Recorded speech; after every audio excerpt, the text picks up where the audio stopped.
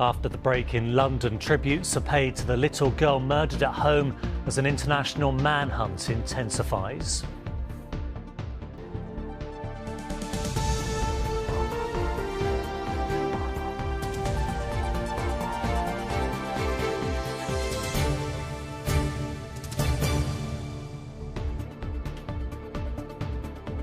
Tonight, tributes to the little girl murdered at home.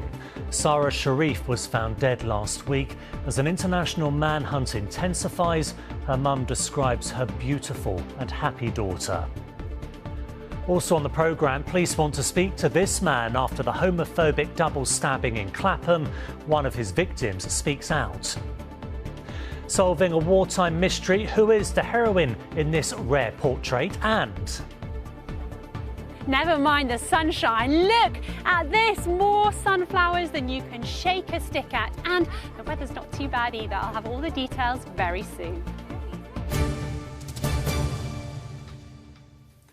Good evening. A 10-year-old girl who was murdered in Woking has been identified for the first time as police intensify their international manhunt to find 3 people who have left the country.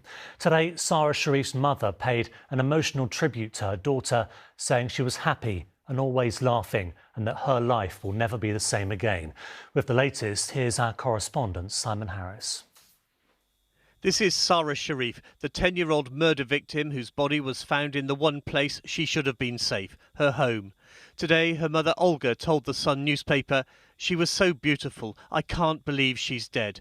My life will never be the same again. Sarah should be with me right now. She was too young. Sarah always stayed close to me. She's the one daughter that I have, and I always wanted a daughter." Sarah lived with her father and brothers at Horsell in Woking. Her parents were separated. Her mum had moved to the West Country. The family was well known in the local Pakistani community in Woking. We are deeply saddened and deeply shocking. Whole community is in shock. And I have 3 young children. And very first night I could not sleep. Literally I could not sleep. All the time I was thinking about the girls. And it is very tragic news. Whole community is in shock. The family home is still a crime scene. Surrey police say they're looking for 3 people who Sarah knew, but they haven't named them. Whoever they are, they're thought to have gone abroad on Wednesday, the day before Sarah's body was found. By the time police arrived at the house on Thursday, there was no one there. The police are also not saying which countries are involved in the international manhunt. Earlier today, a pathologist was due to examine Sarah's body to try to establish how she died. Simon Harris, ITV News. A police and crime commissioner is calling on parents to intervene if their children are taking part in criminal social media crazes. The warning comes a week after an attempted mass looting on Oxford Street, organised through TikTok posts. Donna Jones believes parents could be fined over certain antisocial behaviour. If we have repeat offenders, if we have children and young people who are taking part in these and the police have warned them and they continue to do this, there have to be sanctions. And that could well lead to criminal records and fines for their parents. But certainly the parents have to get involved. 2 of 3 Bulgarian nationals arrested and charged by police investigating breaches of official secrets laws are from North London. Biza Dandazov and Katrin Ivanova, both from Harrow, have been charged with possession of false identity documents with improper intention. They have yet to enter pleas to the charges and are remanded in custody.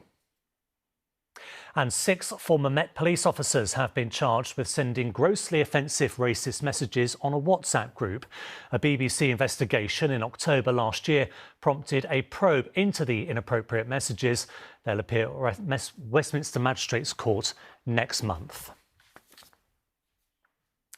A victim of the homophobic double stabbing outside a club in Clapham has spoken out following the attack. Cafe Pata is following this for us. Caf, what has he been saying? I mean, it's the homophobic attack that everyone has been talking about, from the MP for Clapham to the Mayor of London. And today we heard from one of the victims of the attack, known by his friend as Neil. On his Instagram account, he shared a photograph of after the attack with someone who we've since learned was his boyfriend. He's also shared a few words about how he feels about what happened. He said that he hasn't been left feeling scared or angry or confused, just left with so many questions about why he was attacked.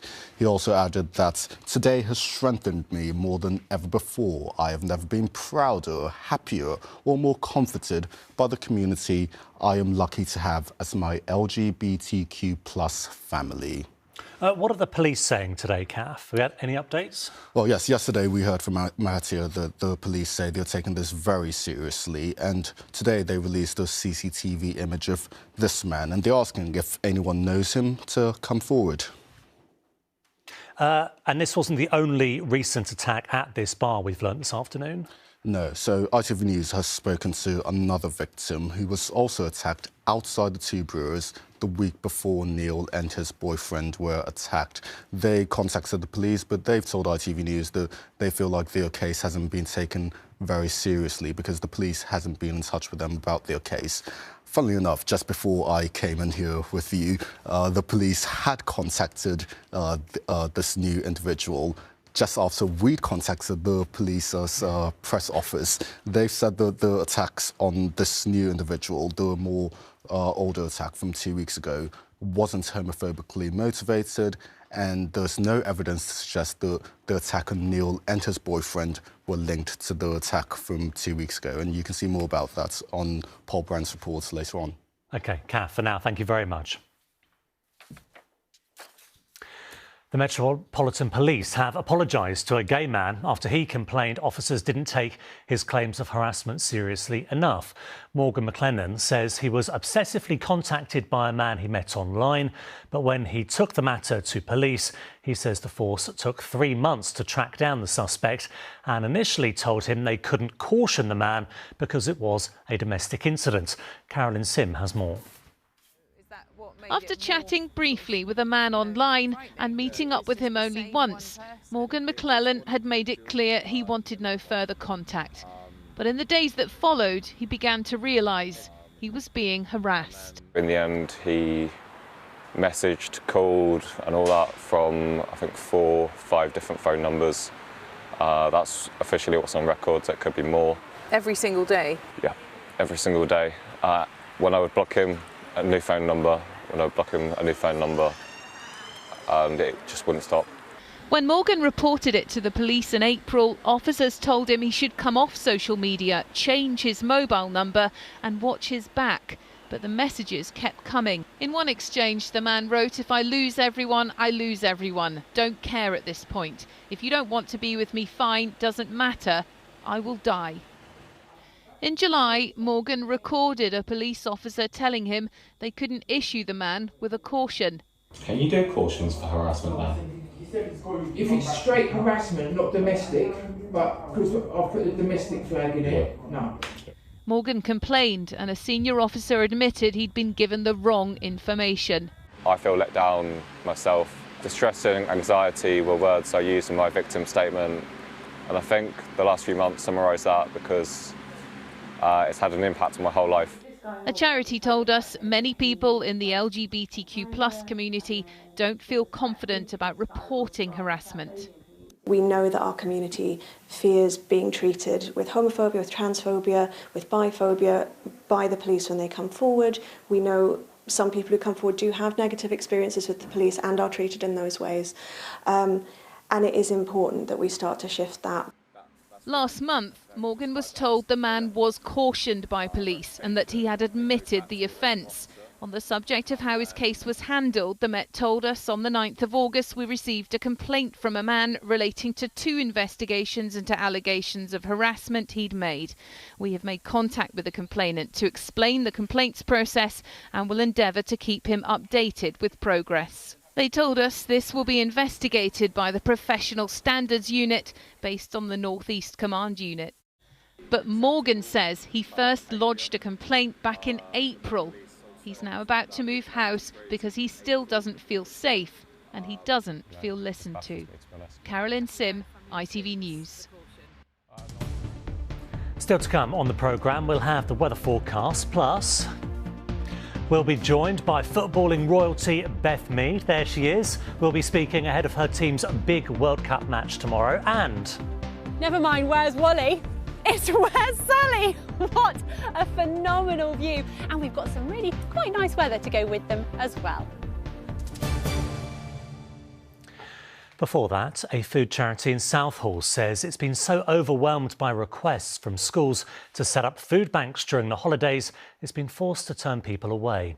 For some children from low-income families, the hot meal they get at school is the only one they get each day. And now we're into the summer holidays, some parents are reaching breaking point. Daniel Henry reports. This school in Southall is supporting parents through the summer holidays. Shireen says that families need all the help they can get. Now that we're on summer holidays, I think for a lot of parents it's kicking in. You can feel down as a parent because it's like, for me, I thought about it like, okay, it's nice to have a 6 weeks holiday. Not realising my son's home every day. I didn't realise that I only give him breakfast and dinner. Now he's home, so he's eating breakfast, lunch, dinner, snacks through the day. It's constant. So then being at school is a help. She volunteers at this food bank and uses it too. She also works full-time. I mean, I'm a working parent, so to know that I work and sometimes I rely on a food bank, that's big for me. Because I go to work 5 days a week and I feel like I shouldn't have to rely on it. But there's times where you do, you know? Even if it's, like I said, bread, milk, juice, the smallest thing comes into hand. Tony, this is your school? Yes, and we're in our cafeteria now, which is a busy hub at lunchtimes. Right. The head teacher knows that parents are under pressure. Some people are really surprised that a school runs a food bank and not only does that, but does it during the holidays. And I would say that it became more prevalent since the pandemic. And obviously, you know, our children were utilising that during the pandemic. And since then, with the rise in cost of food, with the rise in cost of fuel, it's meant that we've had to maintain it because those parents have had other costs that they've needed to meet. So the demand has actually increased. City Harvest do what they can to get food to those who need it. They say more schools are asking for help, but they can't keep up with demand. We're finding there's been at least a 50% increase in demand for our food in the last 18 months. You then get to the holiday period and that goes up even more. I've got a waiting list of loads of charities and schools and educational establishments are a significant chunk of those. We simply don't have the food to take on any more charities at the moment. My sister-in-law, she lives in Norfolk. My nephew's school is one of the schools that doesn't have this. And she's at a struggle. So again, that's a house from my school that I feed. The government says it's spending £200 million a year on healthy food and activities for children from low-income families this summer. But it's clear that some families will still need help long after the holidays. Daniel Henry, ITV News. A couple from Surrey have set off on a heart-shaped cycle ride to mark 10 years to the day that they lost their teenage son to suicide. Karen and Paul Smith will cycle for 19 days to raise money for suicide prevention charity Papyrus in honour of their son Harry, who died around exam results day. They were given a send-off this morning from a well-known local supporter, Brian Blessed. It's marvellous being here with all you wonderful people and for this wonderful venture. I mean, you've got great courage, great guts. Young people, they're very vulnerable there's help out there and support out there for worried youngsters, worried parents. Now, tension is building ahead of the Women's World Cup semi-final tomorrow. Here's the sport.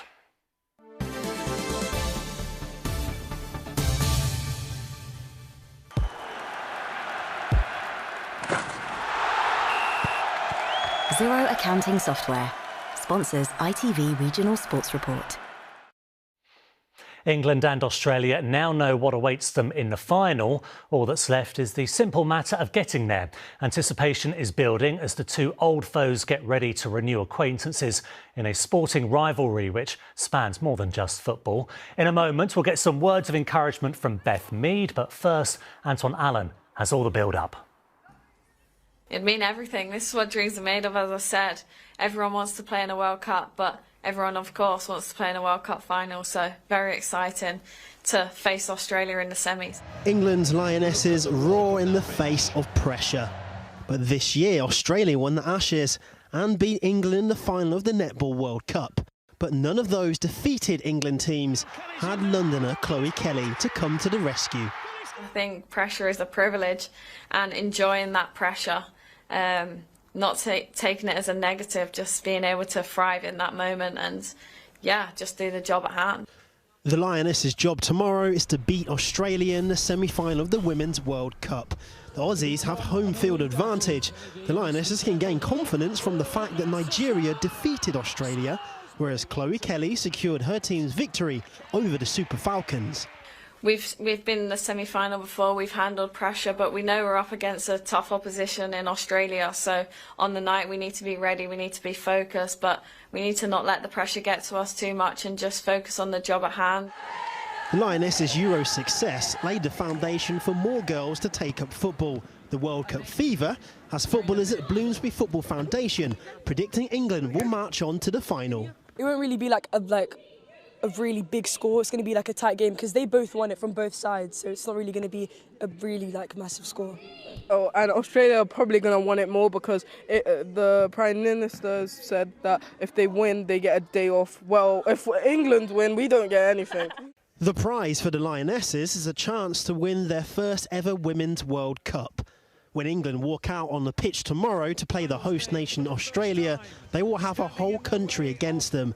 England captain and Chelsea defender Millie Bright says her team is ready for the challenge. A really intense full stadium for the women's game. That's what we want, that's what we expect now at these big tournaments, especially in a semi-final, so for us we thrive in those moments. If the Lionesses can overcome the old foe, they will face the bookies' favourite to win the World Cup. Spain defeated Sweden to book their place in the final on Sunday. Antoine Allen, ITV News. A big moment for the Lionesses. They're not helped by the added pressures of previous competitions.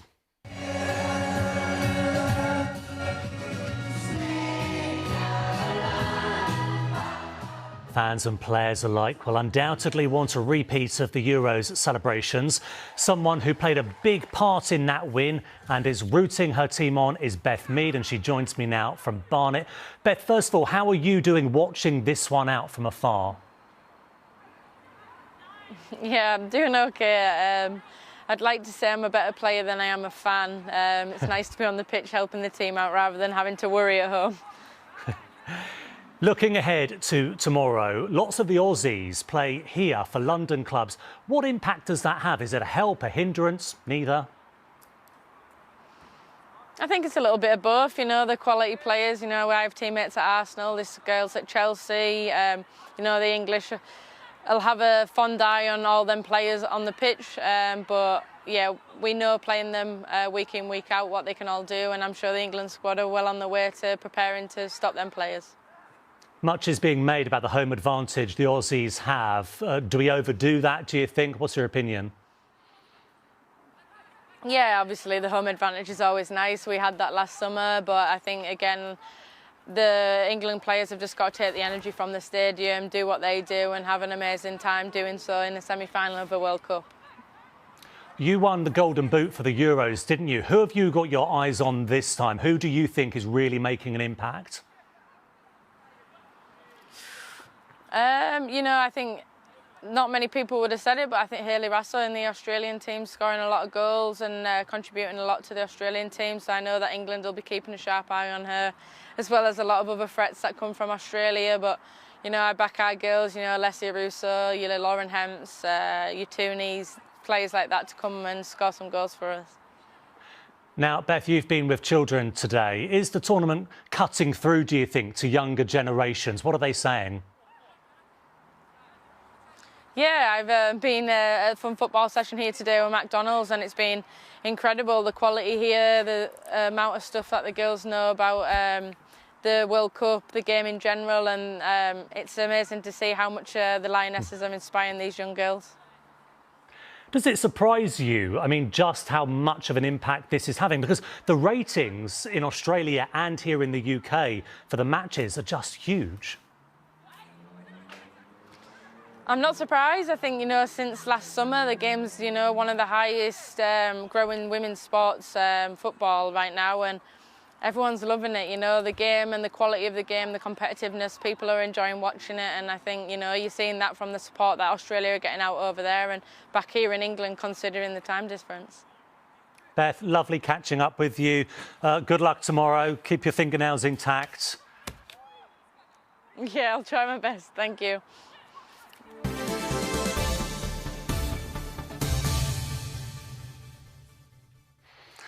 Now, it is a wartime mystery that somebody watching could help solve. A museum in Greenwich is hoping the public can help them identify a woman in the only known portrait of a serving female Navy officer in the Second World War.